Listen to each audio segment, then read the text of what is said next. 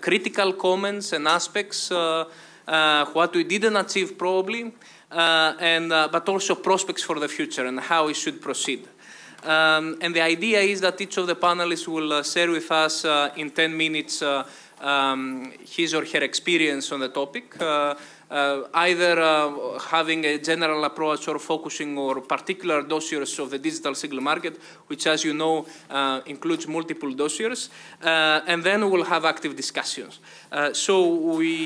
I will go with the alphabetical order that I see here. We have Christian Borggreen, Vice President and Head of Office of CCIA Europe.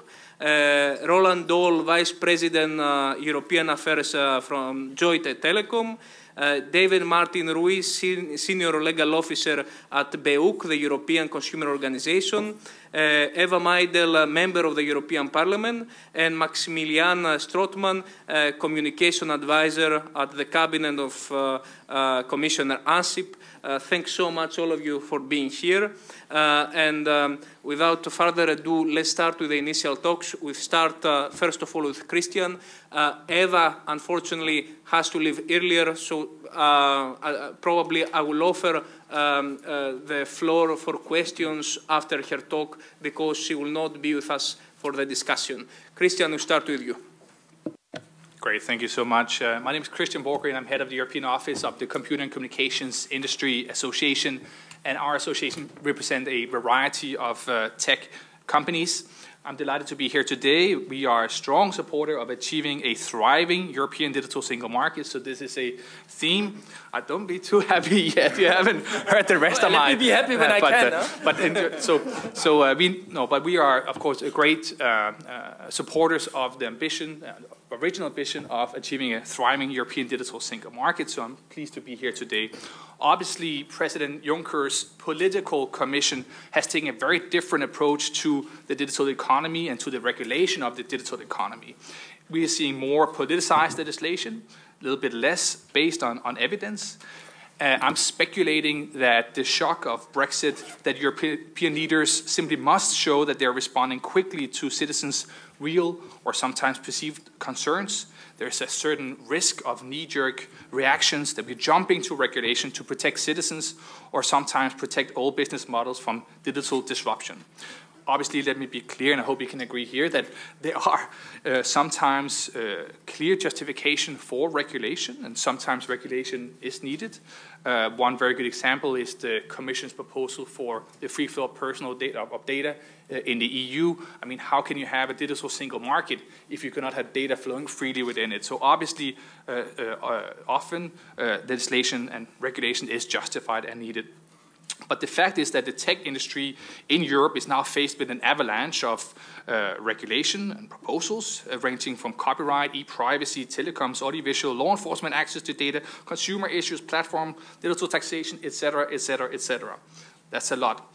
So whether appropriate or not, and I think people will have different views on that, the end result is that the tech sector in Europe, under this very political Juncker Commission, is becoming the most regulated in the world. And my main question here is whether the EU is enacting the right regulation, and if not, what are the unintended consequences?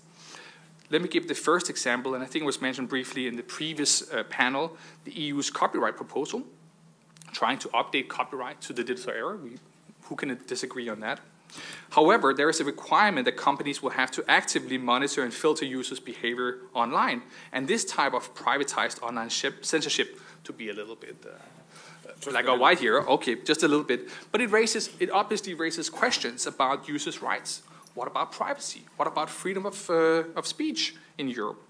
So it is very, very complex, but also very expensive for all the startups who are expected to put this in place. So if you want to do a platform in the future, well, you have to put in place these filters. It'll be very complex, and this could be a great barrier to entry for European startups.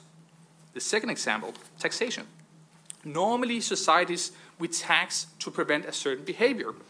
Some countries have green taxes on gasoline, others have health taxes on sugar. Last month, the Commission proposed a digital tax. But won't a taxation of digital business models hinder digitalization? Will it encourage EU firms to stay small, to not reach this threshold where they will be taxed 3% on their global turnover? We talked about Spotify. It seems to be the only real European platform, or maybe not a platform, that could be mentioned on the previous panel here. But just before, the month before, the very, very important IPO, this is where they really have to get the IPO to get the investment home, the Commission put forward this proposal to tax them on their turnover. A company that I don't think they've ever really earned a profit here, and it's not the tax on the profit that will be taxed here. It's not the profit. It is their turnover, 3%. Of course, I would be scared if I was not the only platform, but if I was the most prominent European platform, and this happens just before my IPO. I think this is quite something. Another broader and quite curious trend of the so-called digital single market proposals is that many of them will lead to less of a single market. Today, many companies sell from one country, their home country, to the rest of the single market. But many of the digital single market proposals will change this principle from country of origin to countries of destination. Countries of destination, right? So there's a risk that companies will have to hire an army of lawyers to deal with 27 national regulators, 27 telecoms regulators, audiovisual regulators, competition authorities, data protection authorities, tax authorities, etc., etc. 27 potentially of all of these just to operate in a single market. This change goes fundamentally against the concept of having one digital single market. So what will the impact be on the tech industry in Europe? Well, if we look already at venture capital investments in Europe, if we look at the key tech sectors like online news, online advertisement, cloud computing, the investments we're seeing in Europe compared to the United States are between 57 and 75% lower in Europe than in the United States. And this is according to data from Professor Lambrecht from the London Business School. If we talk about online platforms, and I'm not going to talk much about it since there was a panel just before, Europe is obviously lagging behind North America and Asia Pacific. Europe has created less than half as many platforms as North America or as Asia has. And European platforms employ less than a third than the North American platforms do.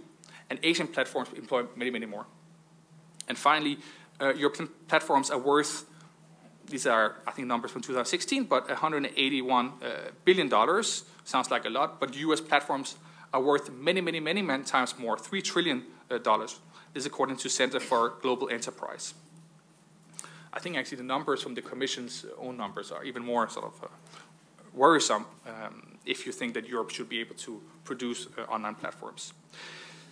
The risk is that the EU's politicized regulatory approach to new technologies will lead to fewer European tech successes, that Europe could, or already is, falling behind other regions, and that Europe will continue to miss out on each technological cycle or technological wave, data economy, collaborative economy, 5G, online platforms, etc., etc.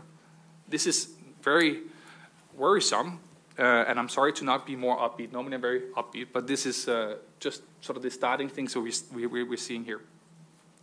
I want to conclude by just referring to the previous digital commissioner, Neelie Kroes. And often I notice that the most interesting speeches is actually when politicians are leaving office. Then they can just tell everything, you know.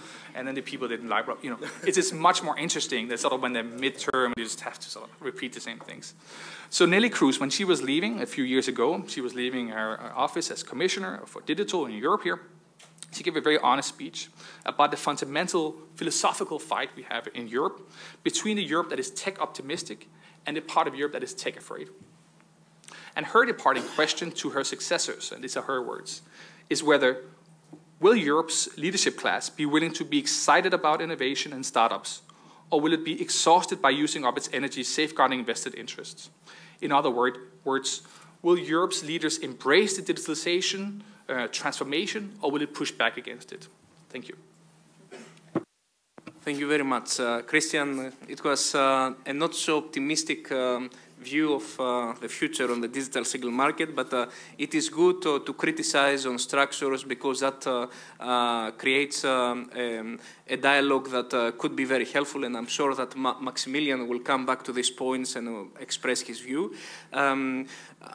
We go to the second speaker, Eva Maydell, and would like to hear her views on the digital single market. She is one of the main MEPs that follow closely DSM initiatives. So what are your thoughts about DSM and its success?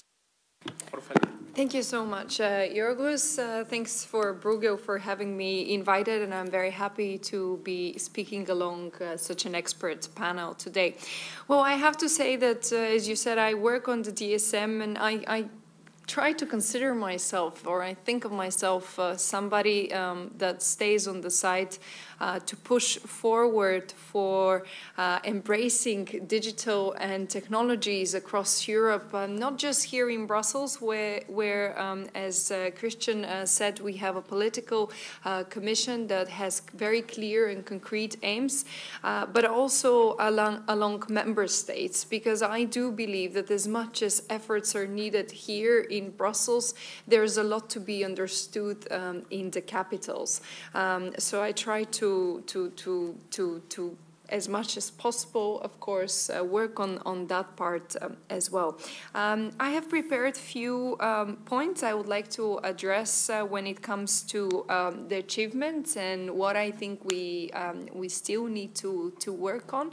And on the second part, maybe some of the things are related to legislation, but others are also in changing the mindset of consumers, of citizens as a whole, and as policymakers. I tend and try to always, as a positive nature, I try to stand on the positive side of things, and I do believe we have achieved quite a bit so far, and I think the discussion and conversation today is quite timely into kind of setting where we want to get up until the end of the mandate of the European Parliament and the Commission. I do think it's important that we have proven that added value of action on EU level.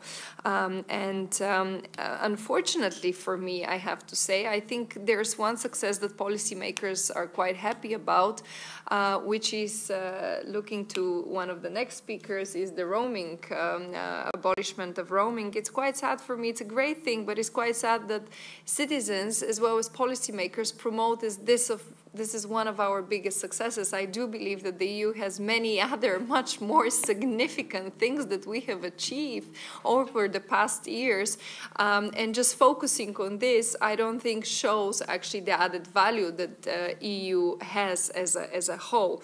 But having said this, this is the thing that citizens that mainly interact with us understand, because it's closest to them, it's out there in their daily life, and they feel, especially for the ones that move a lot across our union, they find it a great thing. If we are to ever go to war in Europe, and if we don't have PESCO set up, for example, probably citizens will feel the need of having a European army, and if we would have one, they would understand the benefits of it. So depending on our time, people tend to appreciate what policymakers are doing in a different, so to say, you can weigh the things in a totally different way, which sometimes makes it also difficult for policymakers to see where we should put our main efforts. But on a concrete file, when it comes to portability of online content, we do believe that borders were lifted, and we breached a number of other digital borders with this legislation. I do think that another good result for consumers is enabling them to pay whichever card they want when they purchase online, a rule that we set up in the geo-blocking regulation.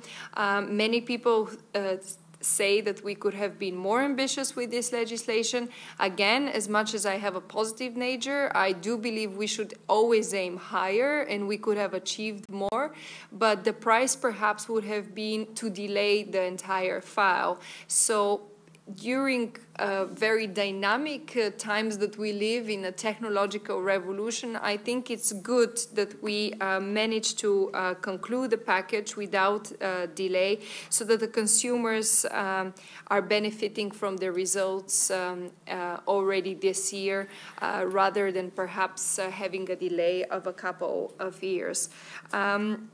As Christian mentioned, I have also been a strong advocate and a supporter of the opening up of the digital single market for the free flow of data.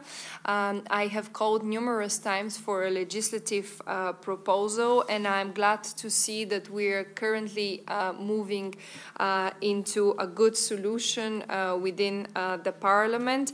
And I believe and hope that there will be no skepticism faced by the member states.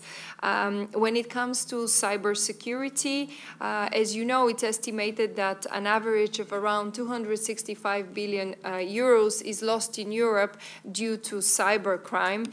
So enhanced collaboration among member states and with the industry, I believe, is needed in order for us to define and implement a secure cyber framework. Again, we are working on it, and I hope we'll soon have more concrete texts. I do believe that in general we need to grasp more of the opportunities of the digital technology, especially when it comes into helping businesses remain competitive, to enable startups to scale up more swiftly and faster, while in the same time making full use of the cloud computing, of big data solutions, robotics and high-speed broadband. And in this way, this would enable companies to create more new jobs, increase productivity as well as sustainability. Whether there was a good impact on EU industries and consumers, I'm sure in more details the next speakers would dwell into. I think we have managed so far to have and give good opportunities for consumers. They have more choice as well as non-discriminatory pricing. In the same time, we do, I think, still need to work into revising the consumer legislation, because adopting certain files such as the GDPR, portability, geo-blocking, I believe it's necessary to go back and look into the consumer legislation, which we are supposed to do in the next couple of months in the IMCO committee.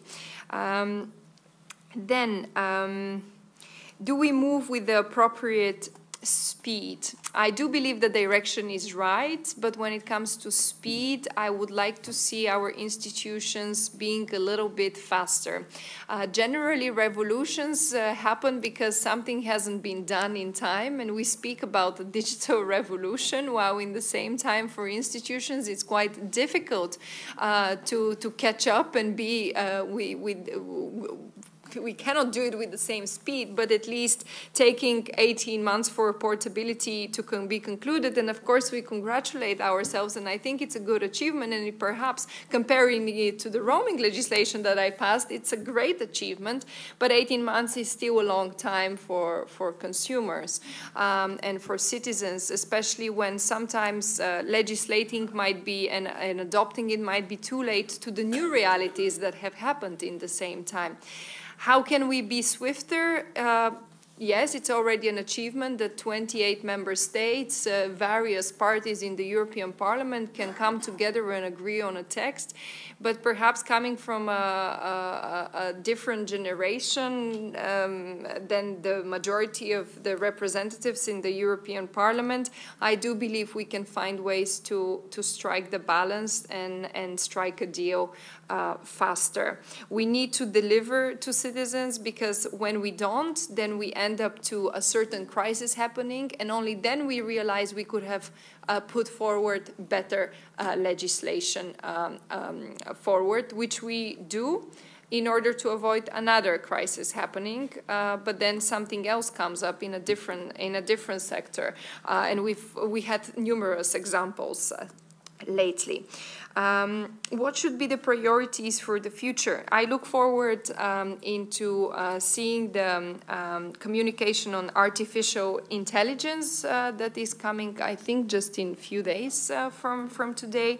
And for me personally, it's very important that we speed efforts, and I congratulate the Commission on all initiatives as well as the different non-governmental organizations and business organizations and businesses that do a lot for digital literacy, because there is so much to be done. We have 44% of Europeans that are digital illiterate. Just imagine what it means for 44% to be illiterate. I believe very soon whether you're illiterate or digital illiterate will make no big difference, because especially when it comes to jobs, very often people say, yes, a robot will take my job or something of the kind. I do say that jobs still will be there. They would all be transformed. But there is one important thing. They will all need digital skills. And this is not in the long-term future, is in the nearby future. So speeding our efforts there without having a difference between citizens of their age or whether they're young or older, how to use technology and in what it gives them in order for them to be able to better manage their data uses or processes that they're doing on their devices or online in general. I think it's very important. Currently, we have the 44% equals 170 million people. You can imagine just the amount of countries put together this could result in. It is a key thing for us being more competitive. Earlier, I spoke about what are the benefits for consumers, but the benefits for industries are also numerous, but without the skilled and prepared human resources and people, it will be extremely difficult for us to excel. When it comes to digital literacy, I think we also have a stake in the educational process that we will need to change. I do believe that we need innovative education, a total transformation of our educational systems. I do understand many of you would say, fine, the Parliament is not responsible for that here in Brussels. However, for the first time this year, we hold in Brussels the educational summit. So as you can see, there is a difference also in the thinking and believing of how we should tackle the skills problem, and a lot of efforts are pushed on a European level and unveiled throughout member states in order to trigger this conversation across countries and give good examples of initiatives on which we can all work together and enable our teachers with the right skills in order for them to be prepared to face the already digital literate kids that enter schools. In order to have this society being, of course, more digital literate, I think the public sector has its stake. There are a number of files that touch on interoperability in order to help public services and the public sector bodies to make sure that the EU population is benefiting from advanced e-services today, but I believe there's so much more work to be done. There's only 33% of the EU population that's benefiting from e-services, which is way too little. One of the reasons why I say that is because many European citizens do not trust and do not believe the system. So it's a responsibility of the public institutions to make sure that we provide trustworthy services, as well as all the legislations that we have in place that can protect our data that is shared. But yes, overall, I think there is no time for Europe to lose. If we are to continue to be competitive and leaders in certain sectors, we must, with immense speed, not just work on the legislations and adopt them, but make sure that businesses and societies and consumers are prepared for the digital revolution in order for us to make sure there is no some other revolution coming our way. Thank you.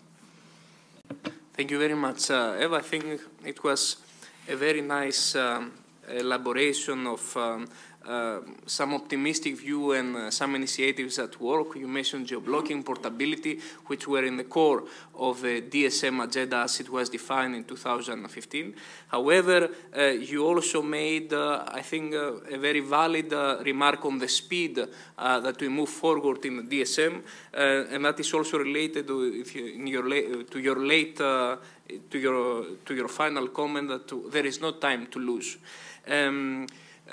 My question is, I want to go back to the speed, and I wanted to ask you, you both started your talk by emphasizing that we have a political commission, the same it was in the beginning of the talk of Christian. The fact that the commission is a political commission, did it play a role on the speed of how these initiatives move forward and agreed, implemented?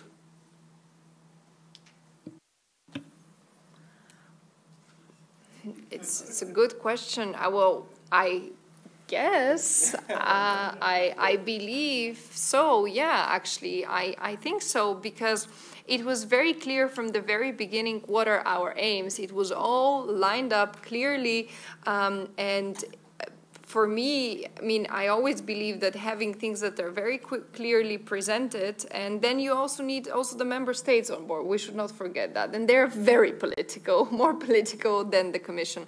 I think it played a role, but I think the most important thing is, and this is why also having a political commission, it just makes sense for the realities we live in. If citizens were expecting things by policymakers to take a long time, 10 or 15 or 20 years ago, citizens expect that we find solutions immediately to their problems. And it's just normal. Before, to get a letter sent and to arrive to a different country, it took a couple of days, maybe even longer. Just the speed with the things are moving nowadays, it's faster. And it's absolutely normal that citizens and consumers expect from us swiftness in everything we decide. So it's the right way to approach those priorities by the Commission, and for policymakers, it's only the right way to work on them. Thank you. Before we move forward, because Eva will have to leave sooner and will not be here for the discussion and question from the audience, I wanted to ask you if there is any question right now around DSM, European Parliament initiatives to Eva right now. Maybe just one comment? Yes. We talked about the free flow of data, and of course, Eva has been a strong support of that. But there we saw that the political commission, where you had, I mean, when we talk about a political commission, it means that there's two very important member states who have an early input to this process. That's part of that political commission here. And on the free flow data, the commission had a proposal, and the commission said, we're going to present this legislative proposal, and you had one member state that said, at least wait until after our election. Something like that happened, right?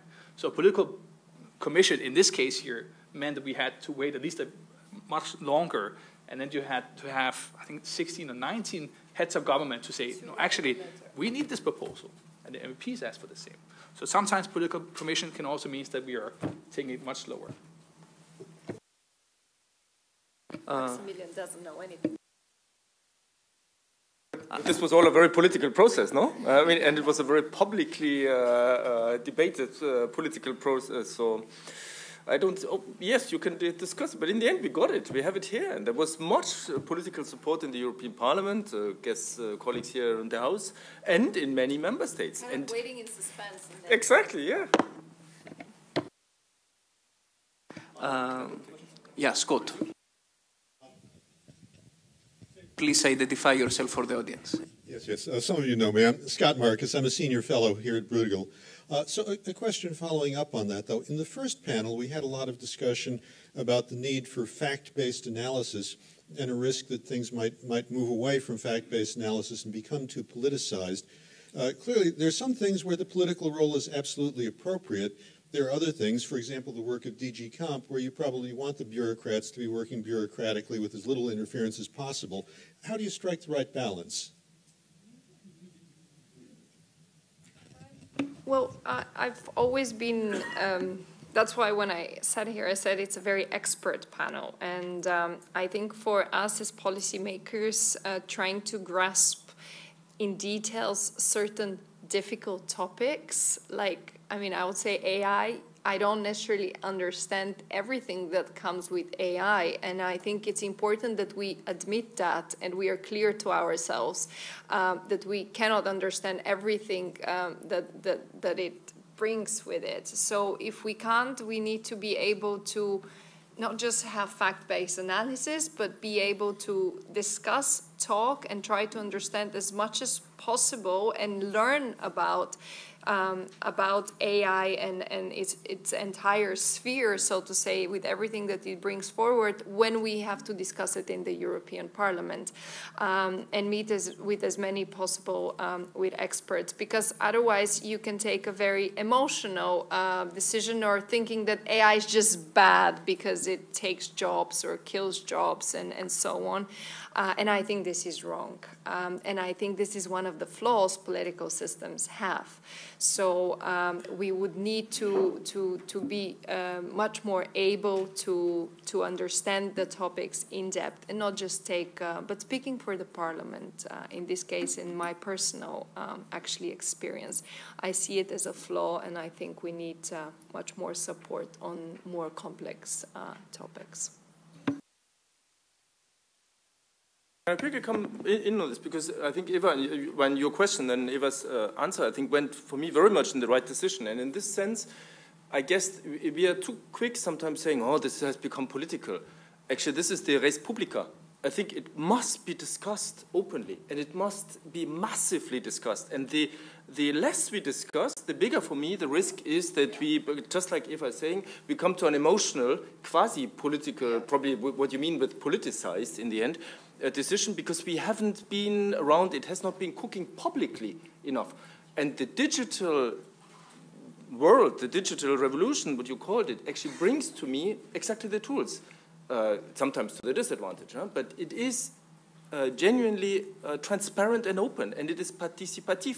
So it is something that is engaging. And in that sense, the example that you brought with the free flow of data is probably a good example. It's a very technical text in the end, sort of regulating something. Citizens can't understand no. it. But it became a public issue. It became a political issue, and it led to a huge debate, and the Parliament stood up, and heads of state and member states stood up, and we got this discussion. So I think this is the positive element in this political debate.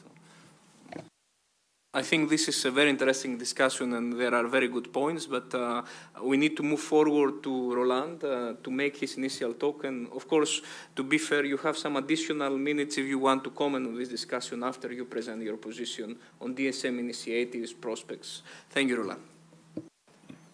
Okay, thank you very much for having me here. You can imagine that the DSM was a very important project also for the telecommunications industry. But not also for us, for Europe as a whole, because digitization is progressing, and to stay competitive and also to allow citizens to participate in digitization in a positive way, I think the Commission was right to have an ambitious plan to how to revamp basically the framework conditions in Europe to make this happen. So, as I said, in the DSM strategy in 2015, the Commission set out ambitious goals, especially also for our sector, the telecom sector. So the idea was to present an overhaul of the current telecoms framework, aiming for the creation of incentives for more investment, and we all know what we are speaking about here. You have seen all the studies that Europe is not doing well in terms of broadband speeds and fiber deployment, and now the next revolution is on the door, knocking at the door with 5G basically, where all the regions in the world are already competing basically who's the first one, the US, China, Korea, Europe. So who's going first basically, and being first in these technologies might also determine a little bit what are the impacts on other technologies which rely on the communications infrastructure. So it's a very important area where we cannot afford to make a lot of faults in Europe.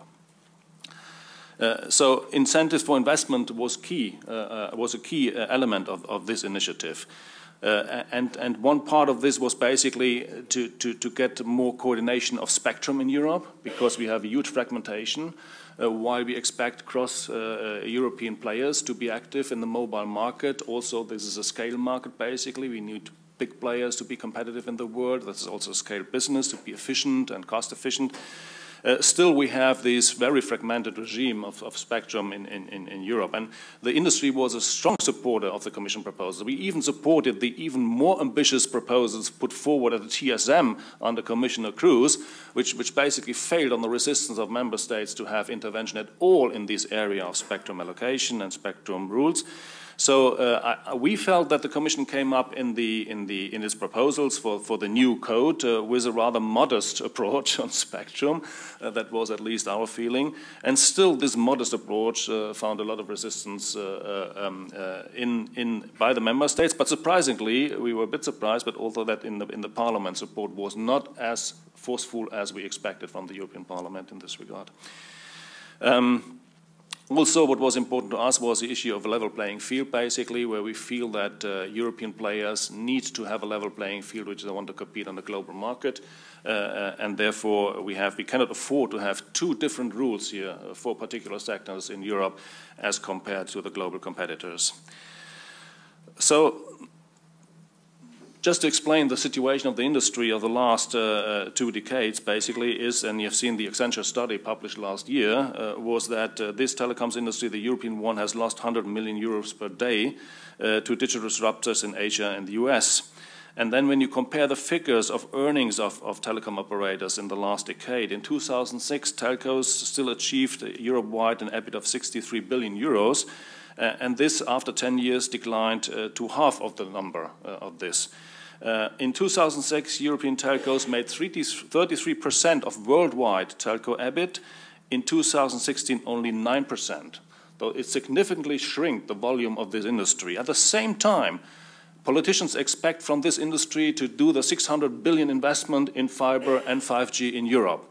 So it's difficult to understand how you can square the circle, basically. Draining all the revenues from the industry, but at the same time expecting a huge generation investment for Europe, mainly done by private sector. So the value loss of European telco shares comes down to investor sentiment as well. The high level of regulation, which will remain or even seems to increase further, therefore making investment in fiber and 5G in Europe even less attractive. We feel that Europe cannot afford to pursue policies that weaken companies that build the digital infrastructure of the future. And I think the Commission understood this and tried to accommodate this with some intelligent proposals. But now, 3 years after the Commission announced its DSM plans and presented the code to the Parliament and the Council, it looks even much less likely to come to an improvement of the investment condition in Europe. And I want to mention 3 examples here. The one, as I already mentioned, is spectrum coordination, which was crucial for the rollout of 5G and was watered down in the course of the negotiations. So we expected better governance to ensure harmonization of spectrum policy, which is now more or less missing in the tentative agreement, and we made too little progress in terms of predictability for investors which were looking for longer license lifetimes of the sector. Because if you are expected to make an investment where you have a payback period of 15 to 20 years, you need at least to have certainty about the essential ingredient, which is the spectrum you need to amortize your network. Otherwise, it's not possible. You cannot say we can give you certainty about 10 years or 15 years for spectrum, but you can amortize your investment only in 15 to 20 to 25 years. And the same holds a little bit true for the fiber investment. The problem we have in the current regulatory system is that you do not really have certainty what happens to your investment by national regulators. What you have is every 3 years, regulators make a new decision about the conditions of how you can drive your network business. They make a market analysis, and after the market analysis, they have to make new decisions on how the rules are for the sector. And even so, we are moving now from 3 to 5 years in the new framework, because the market analysis cycles will move up to 5 years. It still is not enough to amortize a fiber investment. Fiber investments are difficult to amortize depends a little bit also on where you invest in Europe, and here's also an area where we're confronted very often with a lot of benchmarks, especially with completely disregard the costs involved in different areas of Europe. Whereas, for instance, in Germany, you're 2,000 euros plus per fiber line to the home. There are some areas in Europe where you can do it for 200 euros, so it's a factor of 10 between those. And this also drives a little bit the amortization you can expect, because price differences with Europe are not factor 10. And if they are factor 10, then politicians come back and say, it's 10 times cheaper there, so you have to be as cheap as they are, even though your costs are 10 times higher, which is completely disregarded at this point in time. So what we are looking for is basically to have a longer predictability for fiber investments, and we want to know what the investment conditions are before we make the investments, and it's also our investors who wants to know before we make the investment what the conditions are. And here the Commission made some good proposals on the co-investment, basically saying we introduce a different regime. It's not deregulation, it's not regulatory holidays. This is all propaganda, basically, because those who do not want to make progress. It's about a different regime for fiber than for old copper. That's the idea. Because this is all new investment, and if you want to have more new investment, we have to give investment certainty. The idea from the Commission was basically say, look, if you go for co-investment, which means basically that everybody who wants to put money on the table can also benefit from this investment, which I feel is fair, then it's it basically. All the others who do not want to put money on the table cannot benefit the same way from this investment, which I think is rather baseline common ground. So what we see now, this has been already significantly watered down in Parliament and in the Council, because there are those who say, we want to continue with regulation as we've done in the past. In particular, national regulators do not want to give up any regulatory competences here. And in the Parliament, there's also a lot of resistance by those who basically fear that they might not benefit the same way as they benefited in the past from access to copper, which was built under completely different conditions. And finally, as you said, there's populism coming up again, as we've seen with roaming, basically. We can discuss a lot about roaming, but we won't discuss about roaming any longer, even so my personal view is basically that roaming 1 was justified, probably. Roaming 2, maybe less. Roaming 3, I have a big question whether this was really necessary, but this was something, again, you can give as a present, basically, to your voters, and then it goes through, and it created a lot of distortions in the market, a lot of problems with implementation, and I'm not sure on the real value for the consumers of this. I'm not sure on this. But anyway, this is done in a way. Now it comes back with international intra-EU courts, basically. And here we are in an area which is completely irrational from our point of view, because this is a market which is subject to regulation. Roaming was difficult because national regulators could not regulate roaming, basically. It was not a national market. But here, this has always been subject to regulation since 20 years in Europe. 10 years ago, regulators gave up these markets, saying these markets are competitive. These markets are competitive since 10 years. There is competition, there is choice. And still, Parliament comes in and says, another present for our voters. Let's abolish completely the surcharges for international calls. And this is completely irrational. It's also not good for Europe, because if investors see how Europe does legislation, it does not create certainty. It does not create any confidence in this market if you simply can arbitrarily step in as a legislator and change the rules. Because we still believe in competition, and competition drives investment, competition drives consumer choice. But here we see that basically, even so, all regulators in Europe, all regulators said this is a competitive market, consumers have choice, and the prices went down significantly. Still, they're seen a need to intervene in this market. So this certainly not gives predictability to this market. It certainly doesn't give trust to more investment. So far to the code. We believe that we have to, if we're still able to turn the wheel back, basically, we at least that we have to get it right on the investment case. And here we believe that cooperative arrangements which guarantee that those who are prepared to take risk in a new investment can benefit the same way as those who are doing or handling the investment.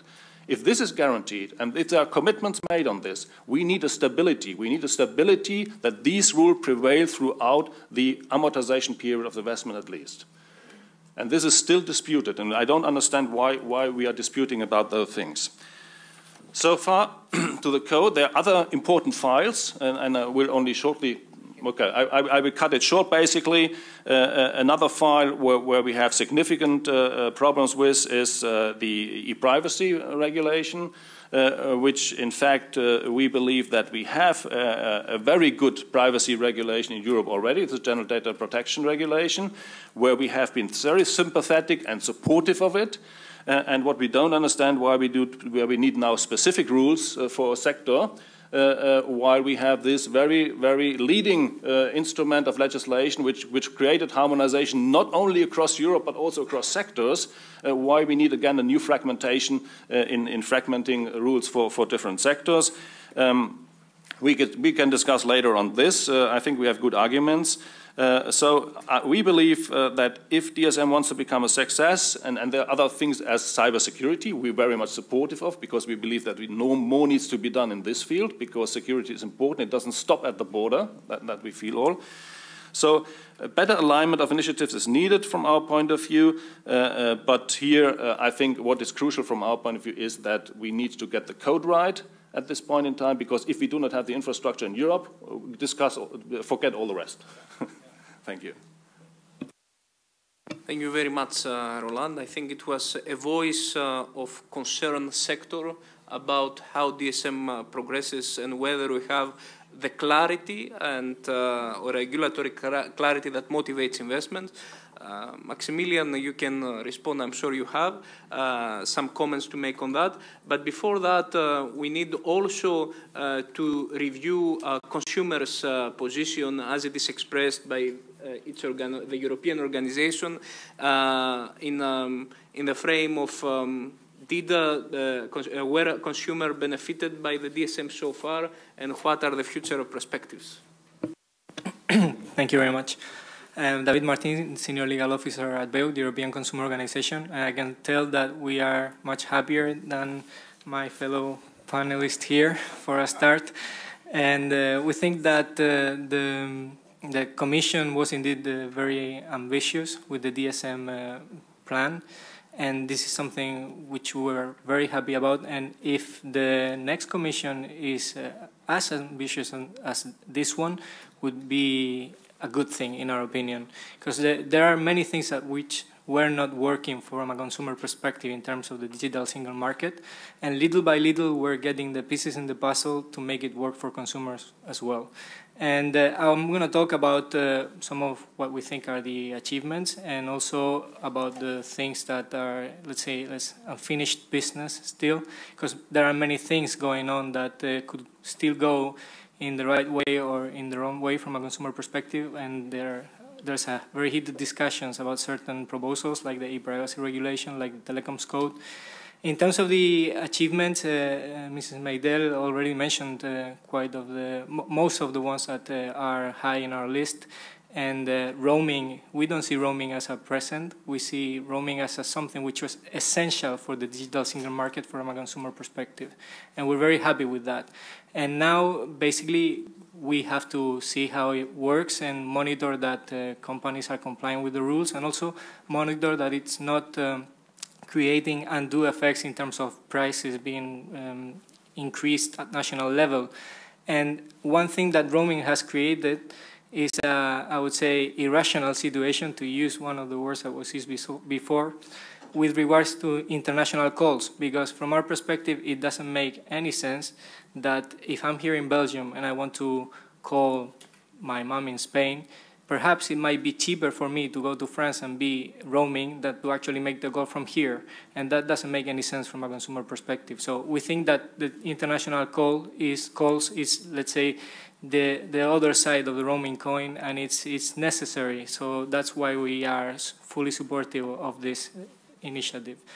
In terms of the other initiatives, portability is indeed one of the biggest achievements as well, because again, it didn't make any sense that if I went to Spain, I'm Spanish, if you haven't realized by now, and I went to Spain and I wasn't able to watch content that I had legally acquired and paid for, and I was still paying for. Imagine my TV subscription. I could go to Spain, but I couldn't watch anything there. So thankfully, thanks to the portability regulation, this has changed. Again, we need to monitor how it works in practice, but we will keep an eye on that.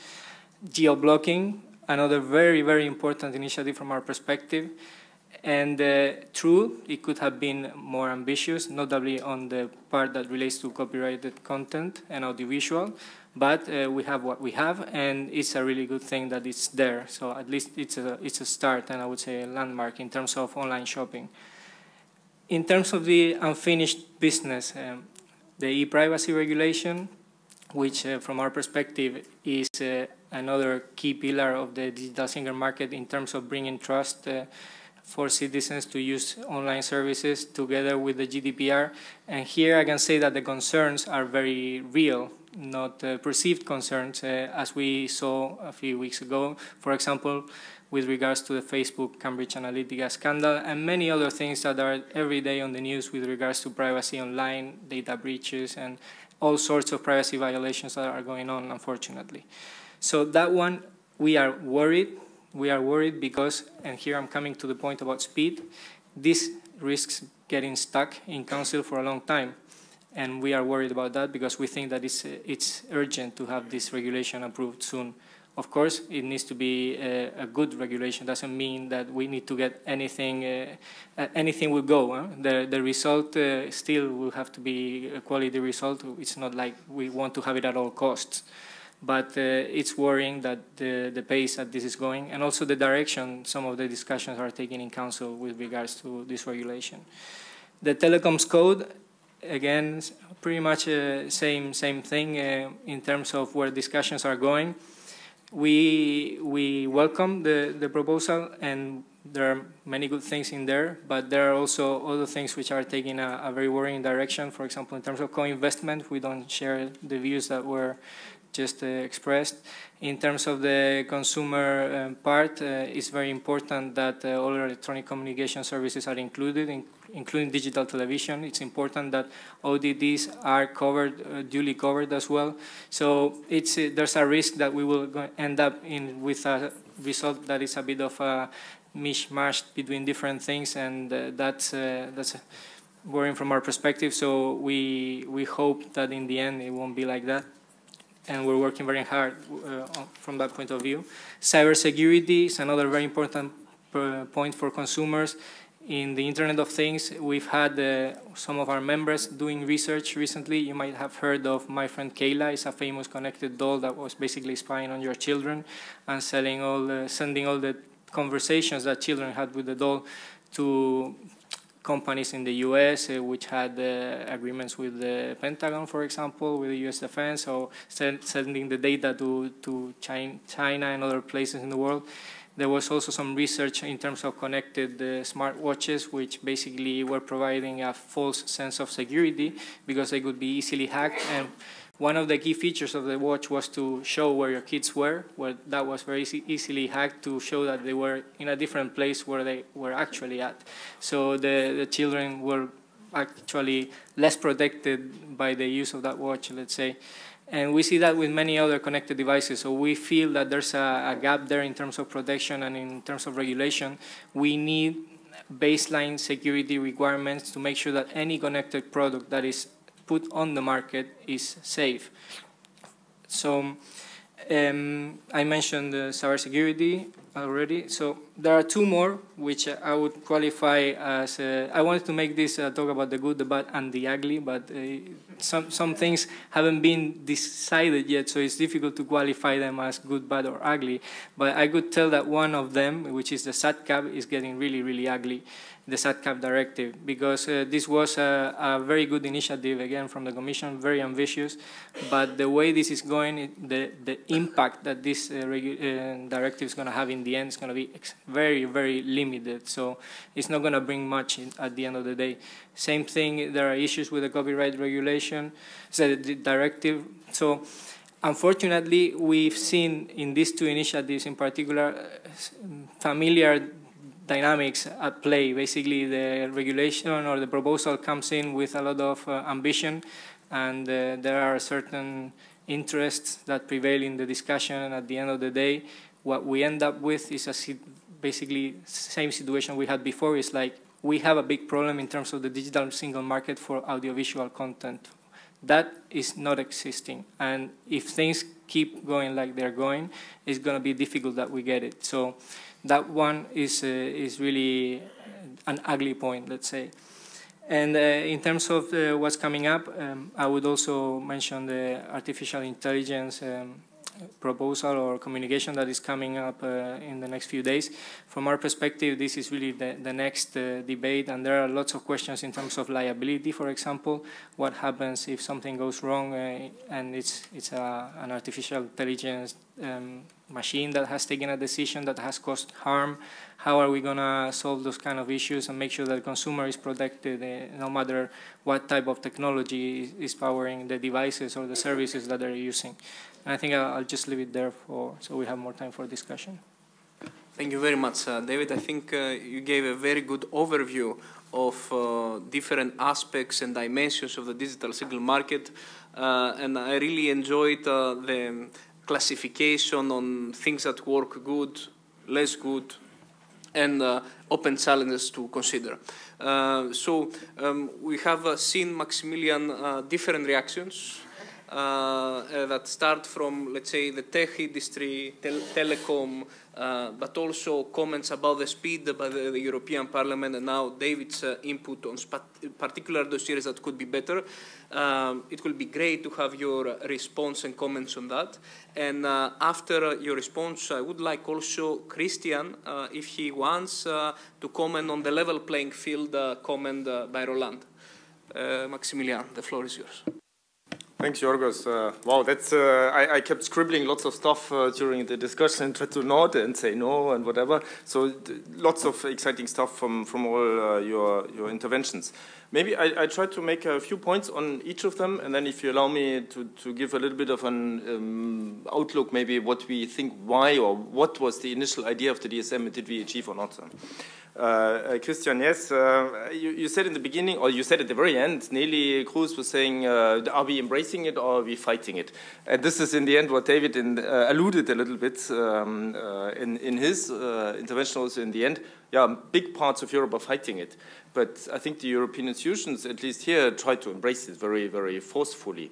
So the Digital Single Market project was one that wanted to embrace forcefully and constructively create a digital single market for all Europeans, whether I'm an individual customer or a citizen going to an office or a small company or a big company, in particular the small companies and in particular the individuals in the market were, I think, in the focus. And you said, yeah, there is too much regulation.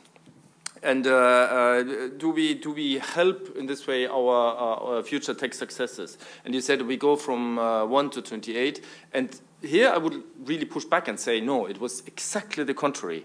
We found out in the end that we needed to regulate, but that the aim of the regulation was to regulate regulation away. Okay, this didn't work. I thought it could be an interesting phrase. No, we tried to regulate fragmentation away. Because there is lots of regulation that is emerging, in particular also in national markets, which is natural. Because we have here a very fast sort of developing environment, a region, a city, a country, a sector sees the emergent issues and starts regulating. It's a natural response. But we, at the European level, are then confronted with a situation where we have lots of regulation popping up. So our response was to say, let's take a pause. Let's see where we can create a single coherent framework for Europe that applies to all companies, in particular the small ones, to all people, to all persons, citizens, customers, all across Europe, for the simplification and the clarity and the certainty that came up a number of times all across the board.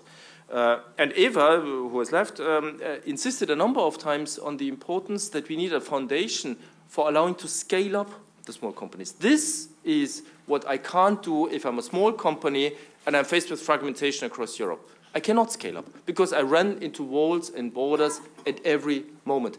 For the big ones, it's a nuisance as well. But the big ones have the resources, they have the legal departments. It costs them a lot, but they can do it. But if I'm a startup, if I'm a SME that is venturing into digitization, I cannot do it.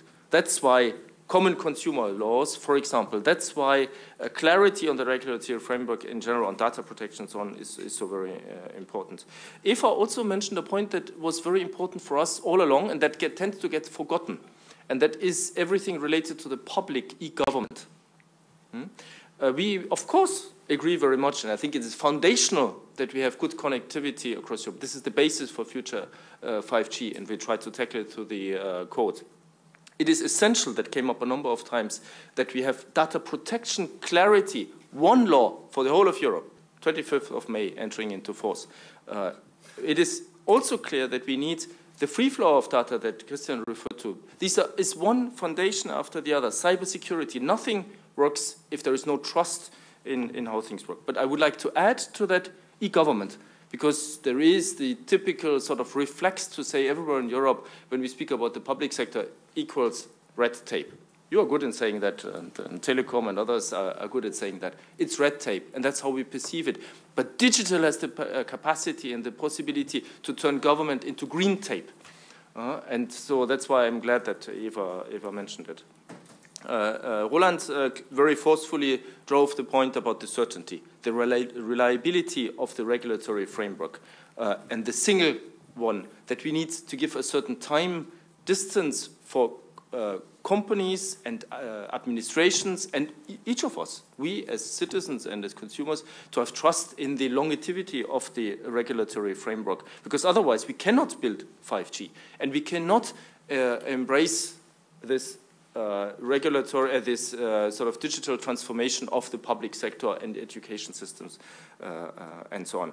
And David, in the end, I think made the point very strongly, where we got very criticized in the beginning when we came out with the digital single market, where business associations came to us and said, oh, it's all about consumers. It's only consumers.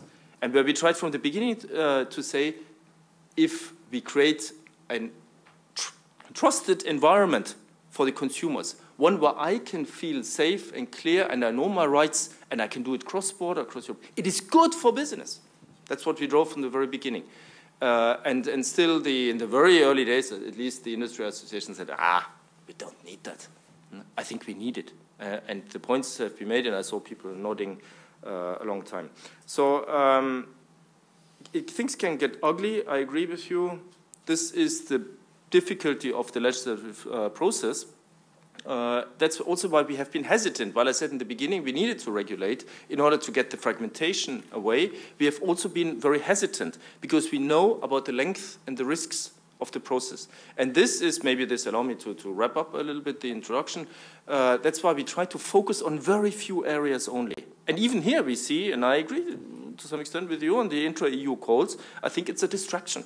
It is a not impact-assessed distraction that may take hostage of the whole thing. And the SATCAP and like you said, the absence of a digital single market for audiovisual, I find it scandalous, honestly. But it's in particular scandalous of those people who speak for their industry and try to block things, what you said, push back in the very beginning, while an industry is standing at the brink. And we want to preserve creativity in Europe. We want to keep creation in Europe. Europe is strong because of its creative sectors as well. This is one of the huge competitive advantages that we have in Europe. And some representatives of this very sector that we want to push actually seem not to want to see it and just stand willingly at the shore. Okay, so a quick wrap up. I think what is the difference? I tried to wrap up from my side what our sort of intentions were behind the Digital Single Market project was to say, we had many, many years of digital agendas in Europe at EU level, at national level, at sectoral level. Super important, extremely important to put digital on the political agenda in the public debate. But the difficulty is that if you have 100, 120, 150 actions from transport to education to agriculture and so on, we lose the focus. So the idea here was to say, where are horizontal levers? Where are horizontal issues that if we address them and we put the cursor from block to embrace, from closed to open, from a common framework from a fragmented to a common framework, then all of them can succeed. Education, agriculture, transport, health, and so on and so on. And here we identified, that came up, I hope, is the connectivity as a basic layer, is the data protection and trust, but also the free flow of data, the access to data, the open data that, for example, will come up this Wednesday, I hope, with a new regulation. Common standards, open standards. Very important all the time for us. Cybersecurity, common rules. NIS is entering into force just now. I have great hope in our new IoT security standardization process that is bottom-up, but still creating a common framework, and e-government in the end. If we manage these levers, these horizontal levers, and I have some hope that we get them implemented, at least as a first step by the end of this mandate, it is the DSM that Europe can build then on the next level. And Mr. Anze very often get asked on this ambition, is this big enough, is this good enough? And he says it's very easy for me to describe a beautiful, massive vision, but if I don't get it, because there are too many vested interests, because the legislative process is too long, he says, I prefer to eat the salami piece by piece and keep eating. So I will not be hungry and die of starvation, but I keep eating, and then the next term we can try to get another piece of the salami. Yeah? Okay. Thank you very much, Maximilian. You mentioned in various points of your talk privacy and GDPR.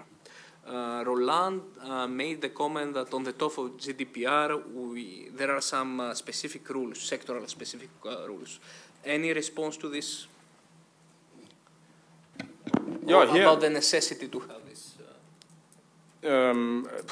On this point, I'm slightly puzzled, honestly, Roland, because I think the principles that we came forward with the e-privacy regulation, by the way, to replace the current e-privacy directive that led to various degrees of implementation all across Europe, for us remain very valid. So the first principle was to say we have a common regulation. The same like we did in other areas. We said we have a joint, a common framework in which it is easier to move for European companies and citizens than if you have a fragmented environment.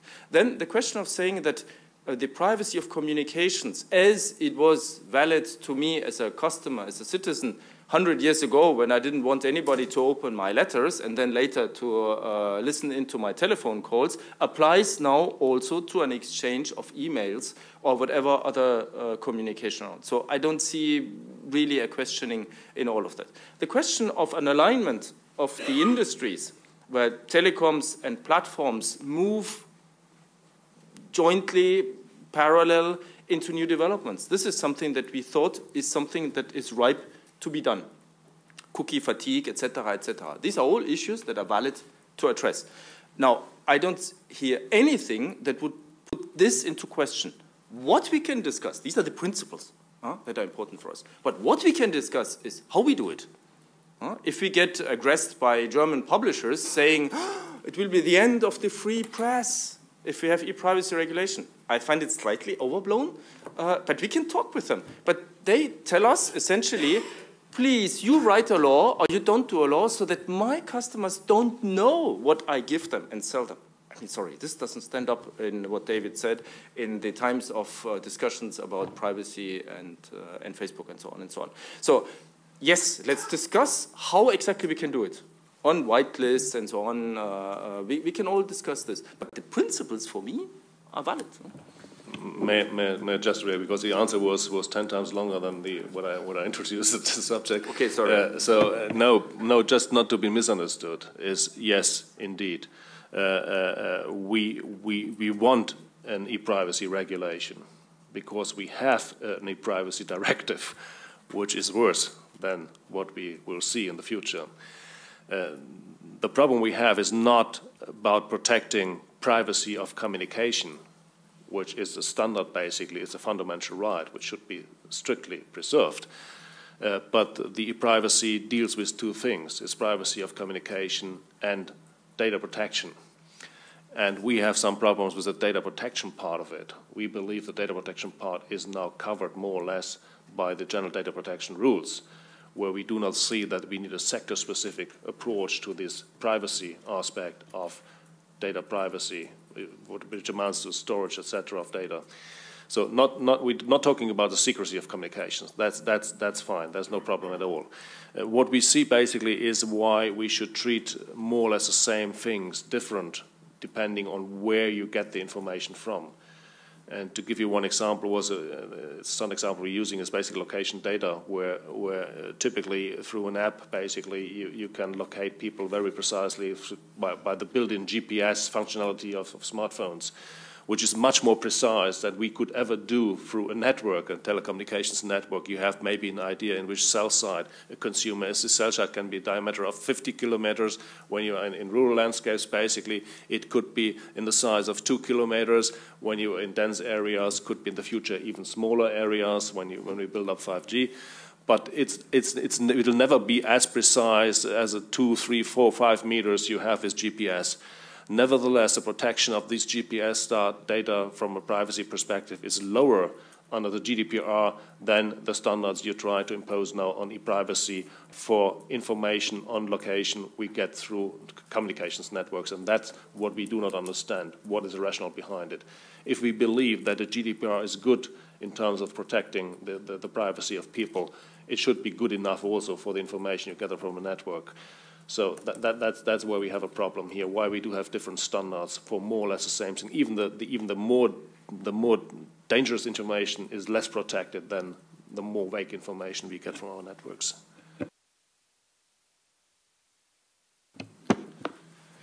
Yeah, I agree. Just on e-privacy briefly, if a justification for this new review was to ensure confidentiality of new services like emails, etc. Well, technology, we have provided a solution for that, which is encryption. So actually, technology has provided a solution, which means that you don't have to worry so much that and grant that in EU legislation. I think you said earlier that we are against regulation. We're not against regulation. We just want to have sound, evidence-based legislation that is future-proof. And I think we sort of agree on that. It's not if we have 1 or 100 proposals. Maybe 100 proposals is fine. But it just has to be sort of the right and smart regulation. And of course, as big companies, we can deal with this red tape. It'll be more expensive, and at the end of the day, those compliance costs will probably go to the consumer in Europe, which is probably not what beer wants at the end of the day. But big companies can probably deal with that. The problem is that all the startups in Europe who will face this wall. This is a wall. This is a barrier to entry to the European market. And I have a self-interest here. I want to see many European startups to go from being that to scale up to be big enough and join our association so they can pay my salary. So I have a pure interest here in seeing these companies being able to enter the European market in technology. And I just fear that some of these proposals would sort of create new barriers to entry and maybe amplify the competition discussions we're having in Europe. And then I think your question was about sort of this ecosystem that both the telecoms industry and the online services find ourselves in. And I agree totally with Deutsche Telekom. If you don't have the infrastructure, then nothing else really matters. If you don't have the connectivity, then forget about connected car, IoT, everything. And of course, from our side, we're happy that our online services also drives demand for connectivity. Nobody wants connectivity if there's nothing to connect with, right? But if you have all these fantastic services that consumers love, well, then that drives demand for connectivity. And finally, level playing field. It's a bit sort of one of those funny lobby words, a bit like fairness. Like fairness is so emotional. Probably, if it's about fairness, maybe there's a lack of evidence. It's sort of my rule of thumb here. Level playing field is kind of like, sometimes it can be all industries that are sort of looking to protect themselves against sort of digital disruptors. I'm sure that's not what Deutsche Telekom had in mind here, but of course there is a great difference from a old school technology like text, which hasn't really changed over the decades, telecom service, and then online internet services like WeChat that has more than 20 different applications in it, where you can do many, many different things, and where the communications part maybe is just a small part of that, small feature. So that's why maybe as regulators, we just have to make sure, regulators have to just make sure that it's the appropriate legislation for different types of services. David, you wanted also to make some. Yes, thanks. This is being streamed online, right? And it's being recorded. So we have on record that the Deutsche Telekom wants the e-privacy regulation, right? Because it's the first time I hear a telecom company saying it like that. We want the e-privacy regulation. And I'm happy to hear that, by the way. On that one, well, we fully support this proposal and we think that it's necessary. There's no doubt about that. Because of the same reasons you have an e-privacy directive that went along with the 95 Data Protection Directive, we still need the e-privacy regulation to go along and complement the GDPR. We have two different fundamental rights, privacy, data protections, it's very clear in the Charter, and there are things that are not covered in the GDPR, which would be covered in the e-privacy regulation.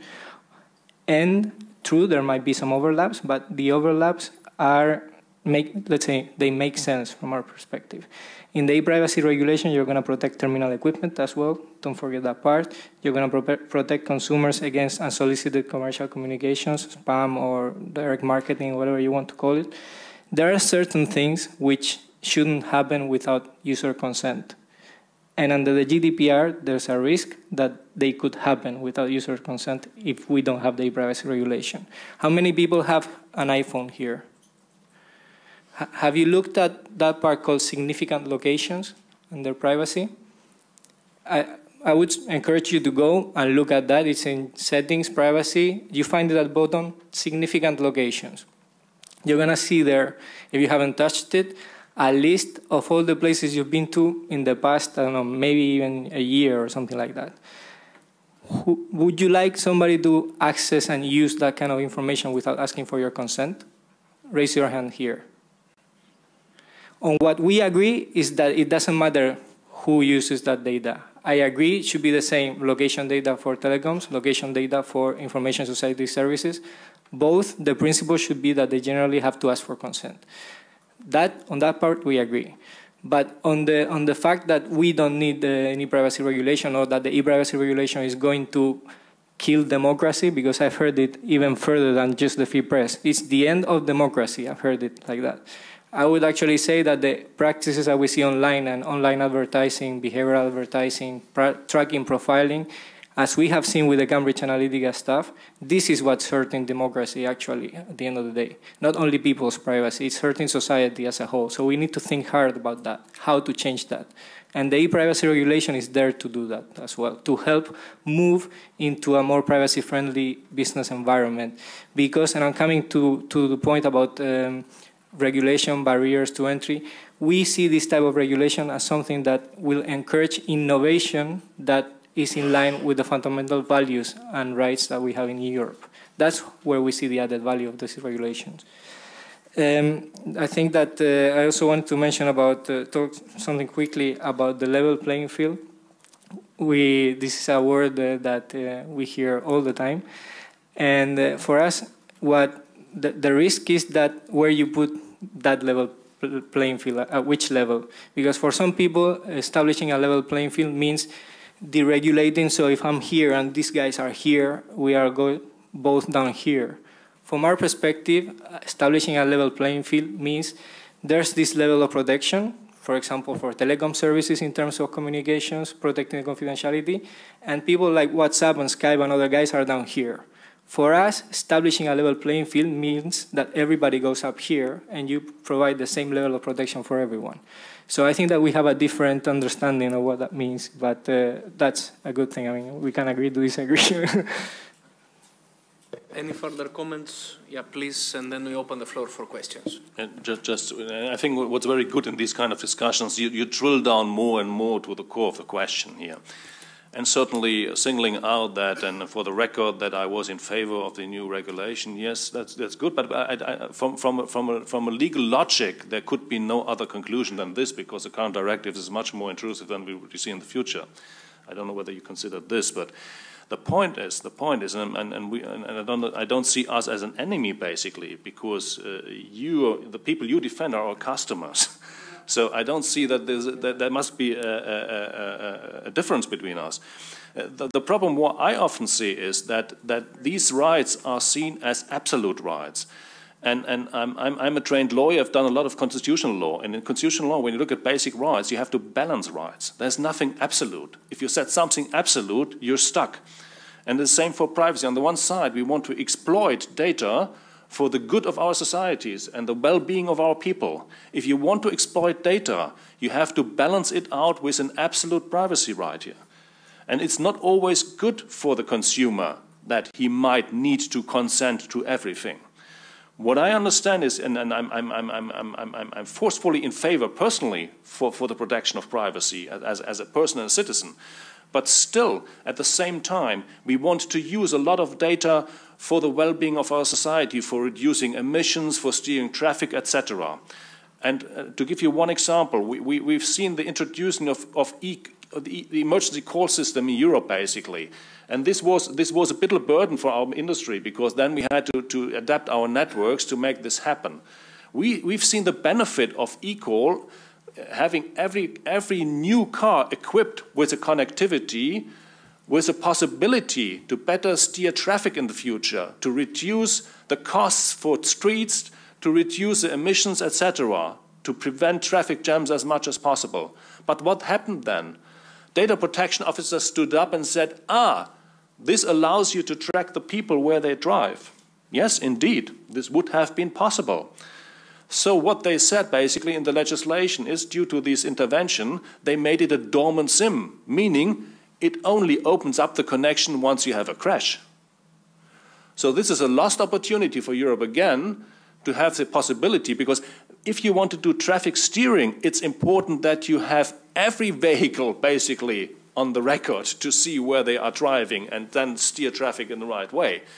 If then half the people say, if you have to actively activate it basically, and you cannot use it for this purpose, this is a loss for society. Yes, indeed, you have to do privacy by design. There are other means than explicit consent basically to make sure that the individual person is protected. And one thing basically the General Data Protection did basically, that you could make use of this data by pseudonymization, meaning that it's not important whether it's Mr. Miller, Mr. Smith, or whatever. It's important that a certain person moves in a regular way from here to there. And this gives you statistical information, for instance, for public transports, to allow you to optimize public transport. And all these things are made much more difficult, simply because you say, this is an absolute right, and you can't do anything about this, and then you destroy all other opportunities around this. And this is, from my point of view, not in the real interest of the people you're defending as well. Thank you very much. David, if you don't mind, let's collect questions and you respond collectively to everything. So, questions. We entered to the discussion on privacy, but of course the session is DSM in general, so are there any questions that you... Okay, I see one hand there. Okay. Hello, my name is Brett Hack from BBVA. I've got a question concerning the salami from Max. The topics we've been discussing for now were basically pending issues, but already announced or more or less known. So my question would be to Max, but also to the others, what would be the bigger slices of upcoming salami that should be taken care of by the next Commission? Thank you. Any further question? Okay, Maximilian. Well, I came here and I thought you'd tell me what the next Commission should do. Huh? I think the evident thing is to get to create an environment where you can eat these slices of salami in quietly and carefully and safely. Because what we see is actually now that this sort of all the various initiatives are falling into place, one after the other. Huh? I mean, we have the entry into force of the GDPR, of the NIS directive. We will have e-IDAS, this is the trust service and e-identity and so on, in the autumn. We have geo-blocking in the winter. Piece after piece, it is sort of entering into reality for all of us. And the question is, how do we police this afterwards? How fast do we ensure that member states and private actors and so on will deliver on them? And on this basis, we will see what is missing, like we have seen, for example, with the free flow of data. So this was something that, as such, emerged as an important issue during the initial phase of the DSM, because we saw that suddenly there was a tendency from member states to put in place localization requirements for cloud services and so on and so on. We said, and here I totally agree with the other speakers, this can't be. If we have a free space, a common European digital single market, then this is not possible. So in earlier also Bruegel meetings, we asked, what is missing? Because as I said in the beginning, there was a lot of criticism of the of industry in particular. You don't do enough for industry, and we countered back and said the certification for IoT, for example, the whole telecom stuff, all of this is essential for industry in Europe. There are areas that are equally essential, but where the EU has no genuine capacity to act massively and centrally, which is, for example, access to talent for companies and education that Eva has referred to. Absolutely burning issue for Europe and Europeans and European companies and research and so on. But this is nothing where we can easily go and write the regulation and then it will happen. This is something where industry and the public side, the member states, the regions, the cities, are called for example. So these are implementing aspects of the current legislative cycle that I would see is the most burning. Make it a reality de facto every day, all the time, all across Europe for the next mandate. But then I'm listening. Thank you. Let's conclude with the final remarks by the speakers. David, ask the floor, and then we go to Roland and Christian, and we close. Very quickly. First, I wanted to apologize if I've put you on the spot unduly or something like that, but what I meant is like, and please correct me if I'm wrong, but the initial position of your sector was that we had to repeal this the e-privacy directive and that the e-privacy regulation didn't make any sense. That's why I was happy to hear that you have changed or that your position has evolved. And in fact, I believe that your sector should be happy because indeed the e-privacy regulation gives you possibilities to do things that you would not be able to do under the current directive, if I understood correctly. So from that point of view, and all these examples that you were mentioning, we have no problem with that kind of stuff. And I don't think that you can accuse us or an organization like ours of being some privacy absolutist or privacy Talibans or whatever you want to call them. But because for us, it's about the principles as well. And we should start with the principle that there are certain things that should not happen without people's consent. Then we have to look at the exceptions for enabling uses of data which are not privacy, do not have a high privacy risk and are going to bring value for society. All those things are okay. We just need to look at how we frame them. What we don't want to see is like general broad exceptions like a legitimate interest legal base for processing communications data. That we don't want to see, but we can look at other options that we don't close. We're not opposed against that. So basically, I think that on that point, things are more or less clear in terms of where you stand and where we stand, so that's okay. On the question about the salami, I think that artificial intelligence certainly is the biggest piece of salami from a technology perspective. And the piece that we also have to eat, maybe it's chorizo, it's not salami, but it's the digital single market for content, which is, I mean, spicy and strong. So I guess that's a good analogy. Thanks. Thank you, David. Roland, final remarks, or do you have anything to add? Well, I'm confident after we have exchanged our views that we find a good solution for the privacy. Just to clarify that the initial request for taking away completely privacy was meant not to taking away all the rules included.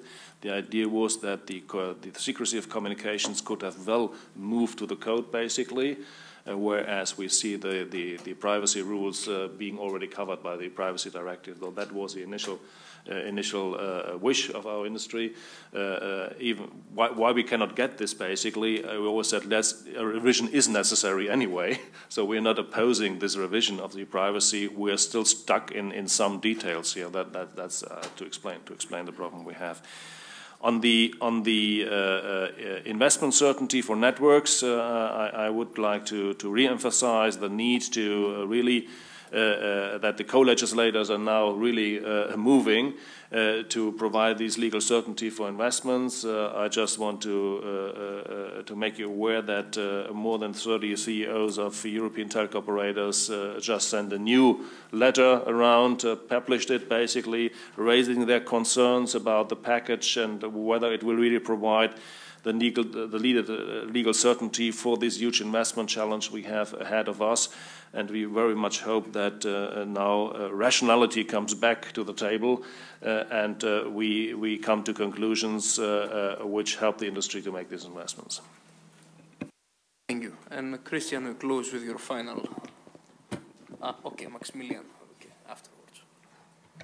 Oh, I wish I could go last, and you cannot throw any bombs at the very end of fireworks into the discussion here. Like the bureaucrats usually do.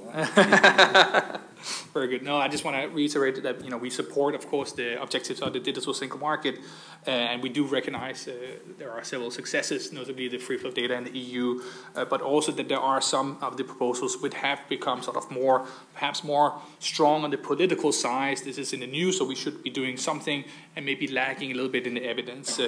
I think maybe the piece of the salami that has been focused a lot on has been on a few consumer-facing companies rather than sort of looking at the big picture. So we do hope that the next commission will sort of zoom out a little bit and sort of looking at the globe and look at Europe, how is Europe doing compared to other leading regions, and how can the commission sort of steer rather than sort of stop this digital transformation, steer even more this digital transformation in Europe, and when needed, when there needs for having legislation, do so when there is clear evidence of a problem and making sure that it's future-proof. Thank you.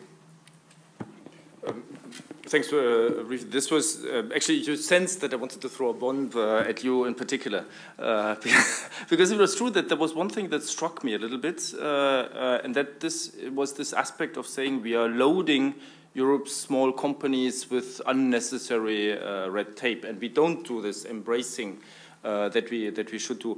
Well, honestly, I'm very deeply convinced that it is exactly what we are trying to do, not artificially blocking anything, because it's the flavor of the day, and we are trying to fight back the flavor of the day very, very often. If you think about all the areas of platform regulation, where it is so easy to say, just change the e-commerce directive. And we have been standing up, and Mr. Ansip has been standing up all the time, saying from the beginning, let's not lightly touch these things. Let's not even lightly discuss it, because it could create an impression as if by turning just a little lever, we can change profoundly. No, we think we should, wherever there is an issue, just as you said, wherever there's an issue, let's look into it. And what we've done so far is saying, where there is fragmentation, let's do it away. If there is an issue, like we had on some areas on illegal content, let's work together. Let's not lightly go into regulation, because regulation will not help us there. It will take us 5 years, and what do we do during 5 years? So this is sort of the flavor of the approach. And if there was somebody in the focus of the action sort of problem, what do you want to solve? It is, and this I repeat again, is the small company. It's the small local company. It's the startup that, and you refer to Spotify, that 5 or 10 years ago had to leave Europe in order to grow, and that we want to stay and grow. And you may say, typically we want to believe in what we say, but if I take the figures from TechEU, that is tracking startup investment, for example, in EU, or the an interesting report, the State of Tech in Europe, that comes out every year, we see the pockets of information of innovation all across Europe getting bigger and bigger. And it is not only Berlin and Amsterdam and Stockholm and London or something and Paris, but it is really across the area. It is in Romania, it is in Bulgaria, it is in Italy, it is everywhere in Europe that this is starting to happen. And to give this development a push in the back, and let it run instead of being caught into the fillet of the local regulation. This is the aim of the DSM. Thank you very much. So we talk about salami, we talk about chorizo. It's time to have a break, lunch break. And yeah, let's go to... Well, we're about 10 minutes over schedule. Yeah. I don't think we should take lunch shorter than half an hour, yes?